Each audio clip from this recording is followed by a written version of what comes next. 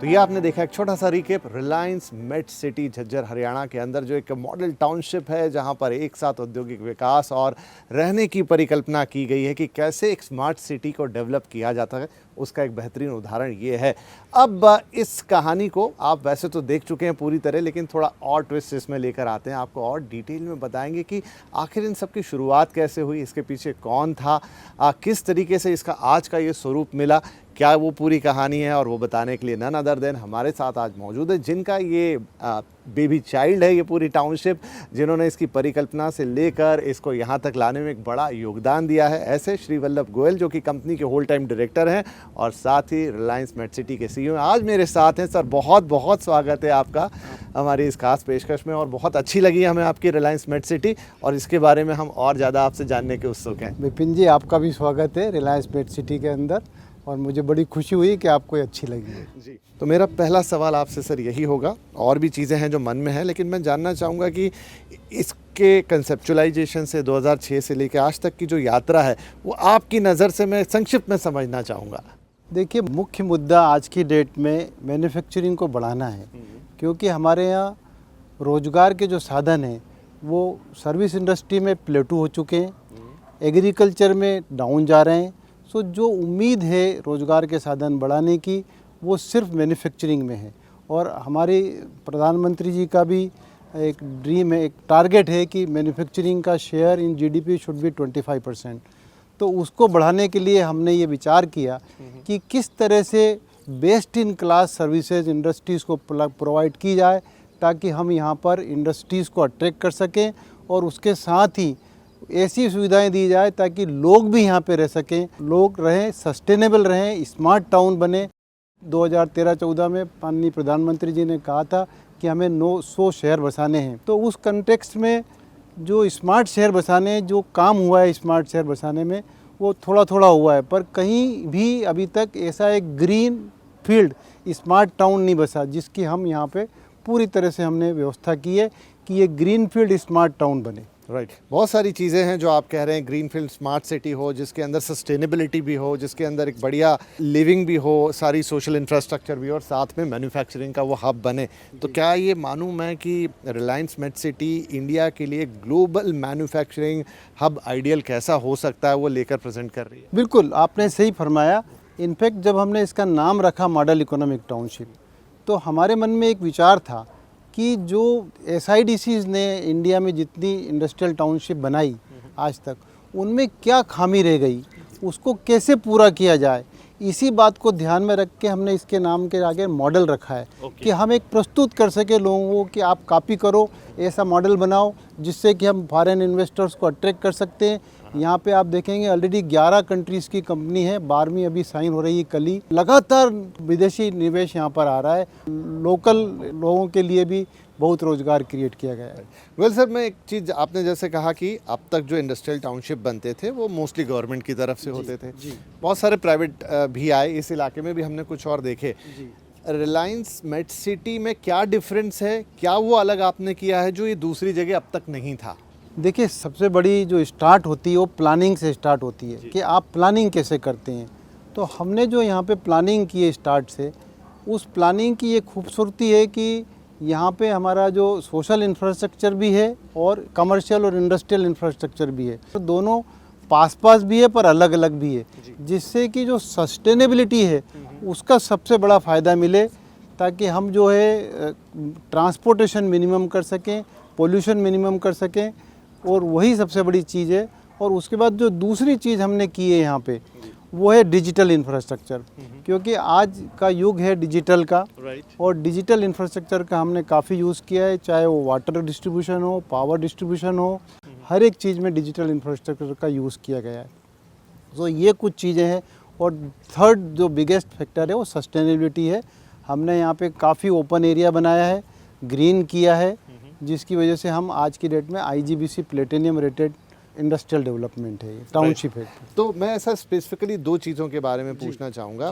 एक तो सस्टेनेबिलिटी के अंदर वाटर कंजर्वेशन, उस पर भी आपने काफ़ी काम किया है, वो दूसरा जो इलेक्ट्रिसिटी सप्लाई है उसमें भी आपने काफ़ी इनोवेटिव तरीके अपनाए हैं जो आमतौर पे दूसरी इंडस्ट्रियल सेटअप में नहीं मिलते। बिल्कुल उनके सही। बारे में मैं डिटेल में जानना चाहूँगा। मैं पहले आपको पावर इंफ्रास्ट्रक्चर के बारे में बताता हूँ जी कि जितनी भी पावर इंफ्रास्ट्रक्चर आज तक इंडस्ट्रियल स्टेट्स में पर्टिकुलरली डेवलप हुई है वो सारा ओवरहेड पावर इंफ्रास्ट्रक्चर होता था। उसमें ट्रांसफार्मर जो होते हैं वो ऑयल के ट्रांसफार्मर होते हैं और उससे जो है इंडस्ट्रीज़ को कंटिन्यूस पावर सप्लाई मिलने में दिक्कत आती है क्योंकि वो एनवायरनमेंट की वेगरीज के अंदर काम करते हैं। इसके लिए हमने यहाँ पर शुरू दिन से 220 kVA का सब स्टेशन बनाया है और उसके बाद जितना भी पावर इंफ्रास्ट्रक्चर बनाया वो स्मार्ट ग्रिड कंसेप्ट पे है, RMU सिस्टम है और सारा अंडरग्राउंड है। सो उससे जितनी भी तरह की आपकी टेक्निकल प्रॉब्लम्स आती हैं या मौसम की वजह से जो पावर लाइन कट जाती है वो प्रॉब्लम यहाँ नहीं आती है। तो मतलब आप ये कह रहे हैं कि जो पावर जो सबसे बड़ी रिक्वायरमेंट है किसी भी इंडस्ट्री की, इस पूरे सिस्टम की वजह से वो अनइंटरप्टेड मिलती है। बिल्कुल। फिर चाहे वो मौसम का इशू हो, लाइंस के इशू हो, सप्लाई ग्रेड, ये तमाम चीज़ें उनको आपने एक सॉल्यूशन फेस नहीं करनी पड़ेगी। नहीं करनी पड़ेगी। ये मैं नहीं कह रहा हूँ कि 100% उनको डीजी सेट नहीं लगाना पड़ेगा, पर डीजी सेट लगाएं भले, पर चलाना नहीं पड़ेगा। चलाना नहीं पड़ेगा, दैट इज इम्पोर्टेंट, क्योंकि पावर एक सबसे बड़ी रिक्वायरमेंट होती है और अनइंटरप्टेड पावर उससे भी बड़ी। राइट, तो ये तो हो गई पावर की बात। नाउ कमिंग नेक्स्ट थिंग जो है पानी।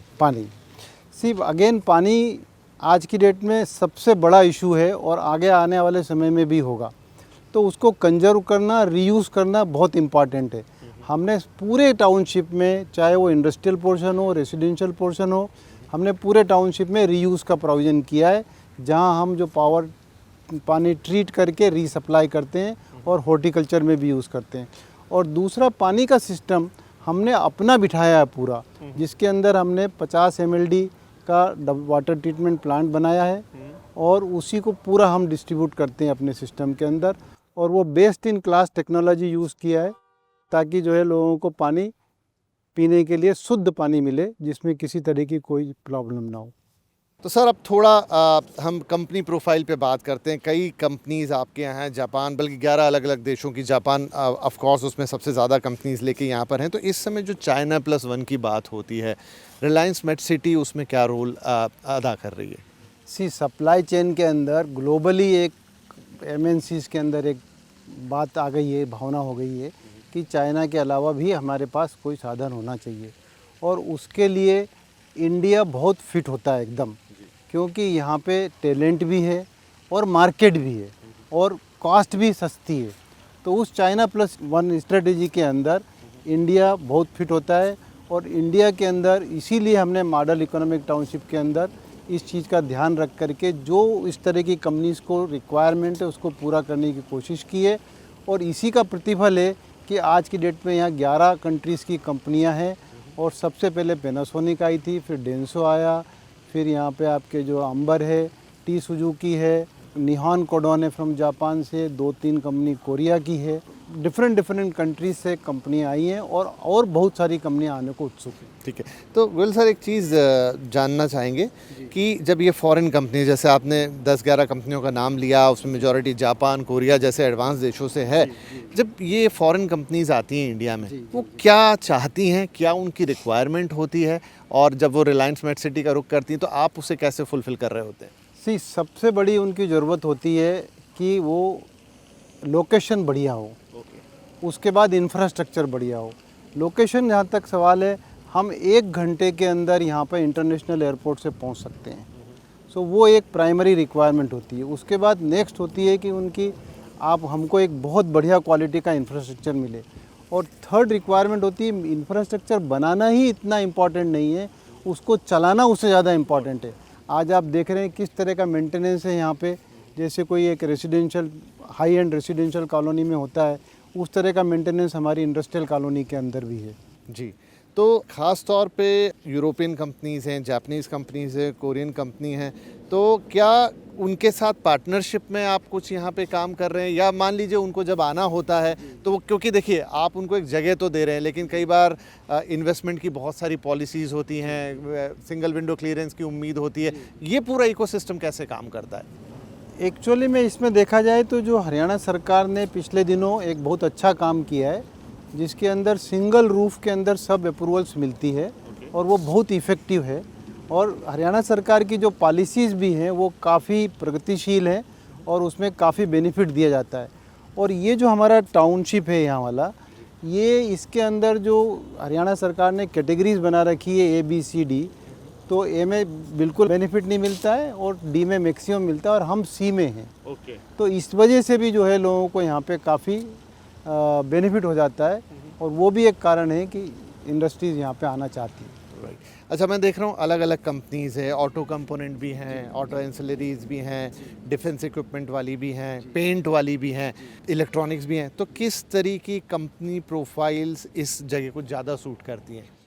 यहाँ पे जो लार्ज इंडस्ट्री होती है जैसे सीमेंट है, स्टील है, उनको नहीं सूट करेगी, उनके लिए उपयुक्त नहीं है। और फिर दूसरा हमारा चूजिंग का जो निर्णय है उसमें हमको नॉन पोल्यूटिंग चाहिए। अच्छा, ये भी है? या ये भी बड़ा इम्पॉर्टेंट है। तो हम कोई भी पोल्यूटिंग इंडस्ट्री को जगह नहीं देते हैं। This has to be white, green and orange maximum. और उसी तरह से हमने यहाँ पे इंडस्ट्रीज़ ली हैं और आप देखेंगे कि सब तरह की इंडस्ट्री हैं। ऑटो कंपोनेंट है, इलेक्ट्रॉनिक है, फर्नीचर भी है, यहाँ पे मेडिकल डिवाइसेस भी है, यहाँ पे पॉलीमर भी है, प्लास्टिक्स भी है, सब तरह की इंडस्ट्रीज़ हैं। आप you name a industry and this is where you make a ecosystem wherein the one country, one company's output becomes the input for another country, and that's why this attracts the people when there is a lot of mix of the industries are available. जी, एक और सवाल sir, आपने थोड़ी देर पहले connectivity का भी जिक्र किया था कि मुंबई दिल्ली इंडस्ट्रियल कॉरिडोर वो भी यहाँ से गुजर रहा है। एक इम्पॉर्टेंट रेलवे लाइन यहाँ से मैं देख रहा हूँ, आसपास काफ़ी सारे बड़े बड़े गोडाउन्स हैं जहाँ पर कारें वगैरह रखी हुई हैं या वेयर हाउसेज बने हुए हैं। लॉजिस्टिकली ये जगह कितनी इम्पोर्टेंट है? बहुत सूट करती है क्योंकि NCR के अंदर इससे बढ़िया जगह नहीं हो सकती। देखिए यहाँ पे KMP एक्सप्रेसवे है, उसके बाद KMP के साथ हरियाणा ऑर्बिटल रेल कॉरिडोर बन रहा है, उसके बाद यहाँ पे फरूखनगर में एक हम गति शक्ति कार्गो टर्मिनल बनवा रहे हैं, उसके बाद फरूखनगर से झज्जर की रेल लाइन प्रपोज्ड है और सबके ऊपर अभी अभी हरियाणा सरकार ने अनाउंसमेंट किया है कि वो यहाँ पर 6 लेन की कनेक्टिविटी द्वारका एक्सप्रेसवे से झज्जर तक देने वाले हैं। इस रोड के डेवलपमेंट के बाद इस जगह का स्वरूप 4 गुना बढ़ जाने वाला है कनेक्टिविटी के रूप। राइट, तो ये कनेक्टिविटी भी इसकी एक इम्पॉर्टेंट चीज़ है जिस पर रिलायंस की मेट सिटी एकदम ऑन बैंग है, परफेक्ट लोकेशन है। कुछ और बातें अभी हम सर से करेंगे, लेकिन उसके लिए किसी एक दूसरी लोकेशन पे सर को लेके चलते हैं। चलिए, तो बातचीत को थोड़ा और आगे बढ़ाते हैं, थोड़ा और जानते हैं रिलायंस मेट सिटी के बारे में। झज्जर हरियाणा के अंदर हम इस वक्त मौजूद हैं। गोयल सर हमारे साथ लगातार हमें बता रहे हैं कि कैसा ये डेवलपमेंट है अब तक और कैसे ये आगे डेवलप होगा। गोयल सर, थोड़ा फ्यूचरिस्टिक सवाल एक आपसे पूछना चाहता हूँ कि 8000 एकड़ से ऊपर की ये ज़्यादा टोटल आपकी टाउनशिप है और अभी डेवलपमेंट 1/4 के आसपास या उससे थोड़ा ज़्यादा हुआ है। आगे के लिए प्लान्स क्या हैं?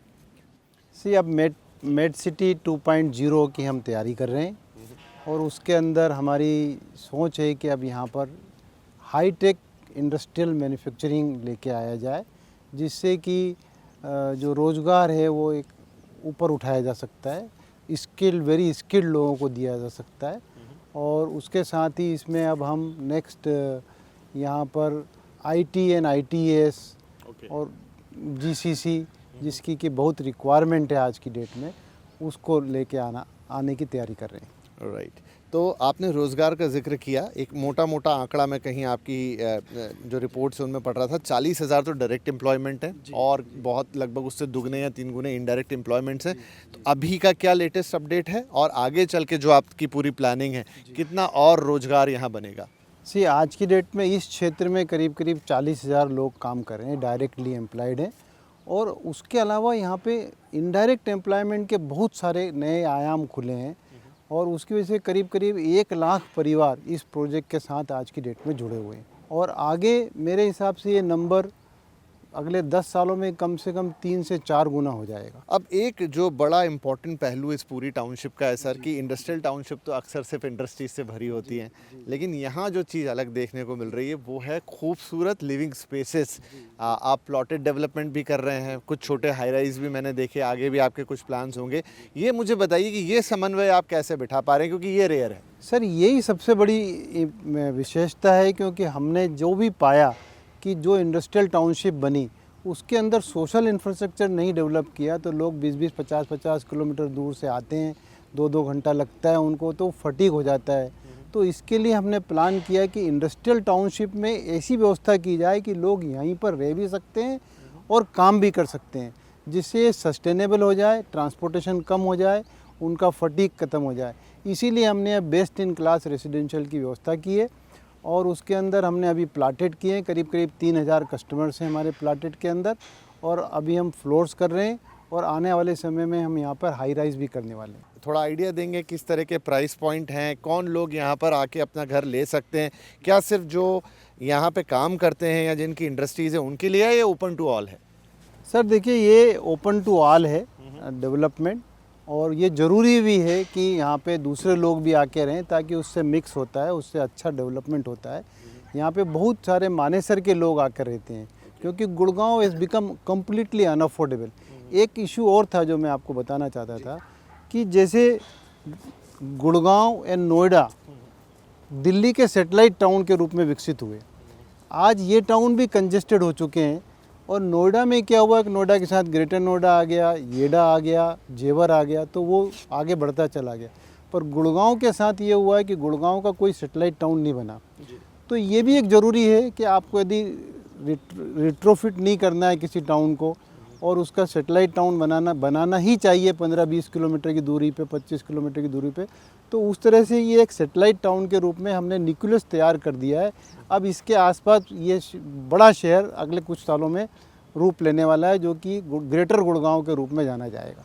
ओके, अच्छा, तो जब रेजिडेंशियल इतना कुछ आ रहा है तो मैं ये भी मान के चलूँ कुछ चीज़ें हैं, मैंने यहाँ पे एक मैकडी देखा, कुछ और दुकानें देखी, छोटे मोटे कन्वीनियंस स्टोर देखे, लेकिन आगे चलते हुए बड़ा कमर्शियल, बड़ा रिटेल, वो सब की भी प्लानिंग है? बिल्कुल बिल्कुल सर, देखिए ये पूरा एक शहर बनेगा इसके अंदर इकोसिस्टम में।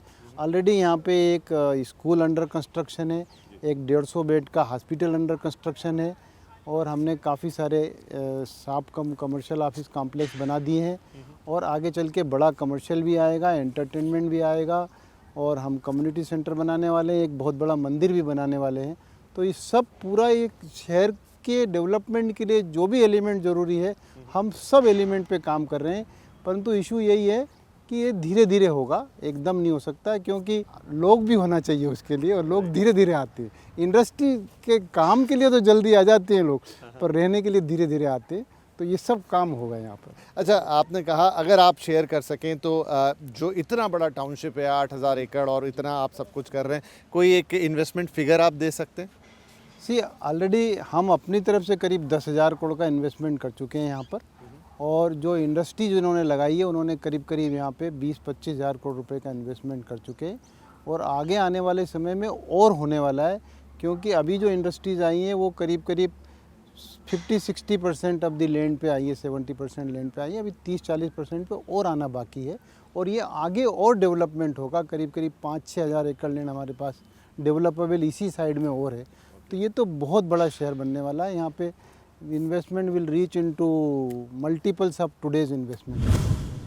एक तो गोयल सर, अच्छा ये लग रहा है, यहाँ बैठे हैं हम अभी आके, इतनी बातचीत हो रही है, तो चारों तरफ इंडस्ट्री भी दिख रही है, ये खूबसूरत सा रेजिडेंशियल एरिया भी है, तो बिल्कुल ऐसा महसूस नहीं हो रहा कि आप किसी इंडस्ट्रियल टाउनशिप में। बिल्कुल सही कहा आपने। राइट, तो ये अच्छा, एक लोगों के मन में और सवाल आएगा, चूंकि आप यहाँ प्लॉटेड डेवलपमेंट कर रहे हैं या रेजिडेंशियल बना रहे हैं या इवन इंडस्ट्रियल जो भी आपकी लैंड होगी, तो उसके रेट्स क्या होते हैं, प्लस क्या उसमें किस तरह का अप्रिसिएशन देखने को मिलता है इस तरह के टाउनशिप में? देखिए, दो बातें हैं। हाँ, एप्रिसिएशन तभी होगा जब इंफ्रास्ट्रक्चर अच्छा बनेगा और मेंटेन अच्छा होगा। इसीलिए मुझे कहते हुए बड़ा फ़ख्र है कि जो हमने इंडस्ट्रियल प्लाट 17-18 में 5600 रुपीज़ स्क्वायर मीटर में दिए थे, वो आज की डेट में 35-40 हज़ार रुपया है। तो वो कम से कम 6 गुना पिछले 6-7 सालों में बढ़ चुका है। और सिमिलरली हमने जो रेसिडेंशियल प्लाट अक्टूबर 21 के अंदर 25,000 रुपये गज में दिए थे, वो आज करीब करीब 90,000 रुपया गज है। वो भी 5 सालों के अंदर करीब करीब 4 गुना हो चुका है। ये सब हुआ है आज की डेट में because we have done a good development, we are maintaining good development. That is why whosoever comes here he just fall in love with this place. अच्छा, तो कोई भविष्य की उम्मीद, अगर 6 साल में 5-6 गुना, तो आगे कितनी उम्मीद की जाए? देखिए ये तो भगवान मालिक है। मैं किसी को भी ये एहसास हो जाए कि कितना इतना बढ़ने वाला है तो फिर वो सब खुद ही करे। चलिए ये छोड़ देते हैं हम व्यूअर्स के ऊपर पर ही। ये सही है हाँ जी, कि 100% यहाँ पे अप्रिसिएशन बढ़िया होगा, अदर प्लेसेस से ज़्यादा होगा, क्योंकि एक रिलायबिलिटी है कंपनी की, इसमें एक रिलायंस का नाम जुड़ा हुआ है, एक कमिटमेंट है अच्छा काम करने का, तो डेफिनेटली अप्रिसिएशन अदर प्लेसेस से अच्छा ज़्यादा मुझे होगा, बताइए, ये रिलायंस चूंकि अपने आप में बहुत बड़ा नाम है और भी जैसा मैंने कहा कि आजू बाजू इंडस्ट्रियल सेटअप है, कुछ प्राइवेट भी हैं, रिलायंस का जो टैग है या नाम होने का, वो कितना बड़ा बेनिफिट है? नहीं 100% बेनिफिट है। There is a people just believe it that they will do it, and ऐसा नहीं है, हमने खुद भी यहाँ पे इन्वेस्टमेंट किया है। हमारे यहाँ पे 1-2 वेयर हाउसेस हैं, 3 जियो के हैं, और अभी और भी इन्वेस्टमेंट आने वाला है रिलायंस का। यहाँ पर हमने यहाँ पर वो सीबीजी के 2 प्लांट लगाए हैं, जो कि सस्टेनेबिलिटी के लिए वापस बहुत अच्छी चीज़ है। उससे यहाँ के जो किसान हैं वो अपना जो रेसिड्यू है वो बेच सक के पैसे कमा सकते हैं, और कमा रहे हैं ऑलरेडी। तो ये बहुत सारा रिलायंस ने यहाँ पे other than this development manufacturing sector में और सर्विस सेक्टर में इन्वेस्टमेंट किया है, और करने वाला भी है। और इसीलिए मैं वंस अगेन आपको बताना चाहता हूँ कि ये ड्रीम हमारे चेयरमैन, ऑनरेबल चेयरमैन मुकेश भाई का था शुरू से, और उन्होंने उन्हीं के आशीर्वाद से हम लोग यहाँ तक आज इस स्वरूप को देख पा रहे हैं। राइट, तो ये एक आपको बेनिफिट भी होता है जब रिलायंस आता है, तो एक ट्रस्ट की चीज़ आती है। आपने कुछ चीज़ों का जिक्र किया अभी, और वो आपकी जो सोशल एक्टिविटीज़ है, आपने इस सिर्फ जगह को नहीं लिया है, इसके आसपास भी लोगों का विकास किया। कल मैं आपके ऑफिस में कई वो कहानियाँ सुन रहा था कि कैसे आप लोगों ने बच्चों को पढ़ाना शुरू किया। नवोदय विद्यालय में पहले 1 बच्चा गया, अब इस साल 60 सीटों में से 40 सिलेक्शन आपके यहाँ से हुए हैं। एक कहानी ये सुनी कि कैसे एक बच्चा पहले कुछ गाय भैंस चरा रहा था, उसको पढ़ाई में लेकर आए, और अब वो किसी बढ़िया सर्विस में लग गया है। तो ऐसी जो कहानियाँ हैं वो भी यहाँ पर आपके यहाँ बहुत बन रही हैं, जिसमें आप एक सोशल कॉज भी देख रहे हैं, उसके बारे में भी जानना चाहेंगे। CSR बहुत लेट आया, पर हम इस प्रोजेक्ट में शुरू दिन से CSR कर रहे हैं अपने स्वेच्छा से, और उसी का प्रतिफल है कि आज तक आपने यहाँ पे किसी तरह की कोई चीज़ ऐसी नहीं देखी कि जिससे हमारी यहाँ न्यूज़ बने, और हम शुरू दिन से कर रहे हैं। इसमें कई सारे ऐसे प्रोग्राम हमने किए हैं जो यूनिक है अपने आप में, जैसे हमारा नवोदय विद्यालय के लिए एडमिशन कराना। जैसे आपने खुद कहा कि 60 में से 40 बच्चे इस साल हमारे सेलेक्ट हुए हैं यहाँ पर, वो बच्चे हैं जो सिर्फ गवर्नमेंट स्कूल में पढ़ते हैं। हमने इसमें प्राइवेट स्कूल में ट्यूशन नहीं लगाई है, जो हमने व्यवस्था की सिर्फ गवर्नमेंट स्कूल में लगाई है। और मुझे ये कहते हुए बड़ी खुशी है कि कुछ स्कूल में तो गवर्नमेंट स्कूल में बच्चों की संख्या बहुत बढ़ गई, क्योंकि वो चाहते हैं हमें रिलायंस का जो ये प्रोग्राम है जिसमें नवोदय विद्यालय में एडमिशन हो जाता है, उस प्रोग्राम को अटेंड करना है। तो ये बड़ी खुशी की बात है। सिमिलरली हमने एक प्रोग्राम किया जो हमारा मिशन सहयोग है। गवर्नमेंट की सैकड़ों स्कीम होती है, पर लोगों तक पहुंचने में दिक्कत होती है, तो हमने उसके द्वार पे ले जा करके गवर्नमेंट की स्कीम को पूरा प्रतिफल रूप से दिलाने का प्रयत्न किया है, और उसमें हज़ारों लोगों को इसका बेनिफिट मिल चुका है, क्योंकि उनको जानकारी भी देते हैं, उनका फॉर्म भी भरते हैं, उसका फॉलोअप भी करते हैं, जब तक कि उसको गवर्नमेंट की स्कीम का बेनिफिट ना मिल जाए। इस तरह से हमने कई तरह के काम किए। जैसे हमारी एक वाहन चलती है जो गांव-गांव जा कर के वहीं पे लोगों को ट्रीट करती है। करीब हर महीने हम 25-30 हज़ार लोगों को ट्रीटमेंट देते हैं। इस तरह के कई सारे काम हम यहाँ पे कर रहे हैं। इंफ्रास्ट्रक्चर के काम करते हैं गाँव वालों के लिए। कई जगह हमने स्कूल में शेड बनाए, स्कूल के कमरे बनाए, टॉयलेट बनाए हैं, स्टेडियम बनाया है, रोड बनाई है। इस तरह कई सारे काम हम यहाँ पे करते रहते हैं। राइट, और मैं एक और चीज़ देख रहा हूँ कि आपके यहाँ मतलब शैक्षणिक चीज़ों पे तो फोकस है, रोज़गार पे फोकस है, लेकिन स्पोर्ट्स पे भी बहुत बड़ा फोकस है। झज्जर और हरियाणा दोनों स्पोर्ट्स के लिए जाने जाते हैं। इसके लिए हमने एक एकेडमी एंगेज की है, और मुझे खुशी है कि इस साल जो भी कुछ प्रतियोगिताएं हुई है हरियाणा के अंदर, उसमें काफ़ी सारे पदक हमारे यहाँ से जो एकेडमी हमने खुलवाई है उससे बटोरे गए हैं, और आगे भी ये बढ़ेगा। और उसी के अंदर हमने रोज़गार को कनेक्ट किया है। ताकि ये बच्चे जो पुलिस में जाना चाहते हैं, आर्मी में जाना चाहते हैं या CISF में जाना चाहते हैं, उनके लिए भी क्लास चलाते हैं, उनके लिए भी जो है हम प्रयत्न करते हैं और अभी एडमिशन होने लगे हैं। इनफैक्ट इसी साल 2-3 बच्चे अग्निवीर में भी सेलेक्ट हुए हैं।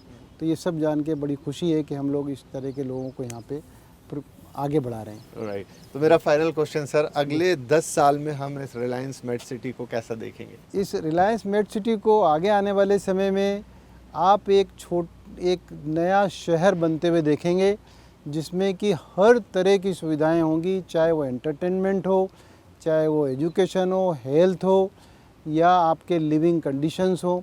ऑलरेडी यहाँ पर मैं बताना आपको भूल गया कि जैसे गुड़गांव में जो AQI रहता है उसका 1/3 AQI यहाँ रहता है आज की डेट में। तो एक स्मार्ट, सस्टेनेबल और लिवेबल शहर ये आप बनता हुआ देखेंगे अगले आने वाले शहरों में। राइट, हमारे साथ आई थिंक पूरे देश की भी नज़र, क्योंकि जैसा आपने कहा मॉडल इकोनॉमिक टाउनशिप, वाकई में ये मॉडल की तरह ही काम कर रही है। और स्मार्ट सिटी कैसे इवॉल्व हो सकती है, कैसे बन सकती है, कैसे सस्टेनेबल हो सकती है और कैसे वो सामाजिक उत्थान को भी अपने आप में बढ़ावा दे सकती है देश की औद्योगिक चीज़ों के साथ साथ, उसका एक बढ़िया आपने यहाँ पर नमूना पेश किया है। और ये ऑलरेडी इन कंस्ट्रक्शन है और आगे इसमें बहुत डेवलपमेंट होने वाला है। हम भी उत्सुक रहेंगे भविष्य में और जानने के लिए। लेकिन फिलहाल गोयल सर, बहुत बहुत धन्यवाद आपका, आपने वक्त निकाला और हमें इतने डिटेल से इसके बारे में बताया। वाइल तो इसी के साथ रिलायंस मेट सिटी झज्जर हरियाणा में हमारा ये सुहाना सा सफ़र समाप्त होने आ रहा है। और मन तो नहीं कर रहा कि इस खूबसूरत सी जगह को छोड़ के जाया जाए, क्योंकि एक इंडस्ट्रियल टाउनशिप जैसा यहाँ कुछ लगता ही नहीं है। इतनी खूबसूरती किसी इंडस्ट्रियल टाउनशिप में हो नहीं सकती। लेकिन हाँ, ये एक मॉडर्न इंडस्ट्रियल टाउनशिप है जहाँ पर इंडस्ट्रीज़ के साथ साथ रेजिडेंसेस भी हैं, बहुत खूबसूरती है और कुछ इस तरीके से इसको डिज़ाइन किया गया है कि आपको यहाँ पर ऐसा होमली फील आता है कि फिर जाने का मन ना करे। तो 2 एपिसोड की हमारी ये यात्रा India real estate guide Reliance MET city special यहीं समाप्त करेंगे। हमें ज़रूर बताइएगा कि आपको हमारे ये दोनों एपिसोड्स कैसे लगे और आप क्या ऐसा कुछ और देखना चाहते हैं तो हम हिंदुस्तान में से ज़रूर आपके लिए ढूंढ के निकाल कर लाएंगे। लेकिन फिलहाल रिलायंस मेट सिटी झज्जर हरियाणा से मैं आपका होस्ट विपिन भट्ट आपको सी ऑफ करता हूँ। फिर मुलाकात होगी, तब तक टेक केयर, बाय बाय।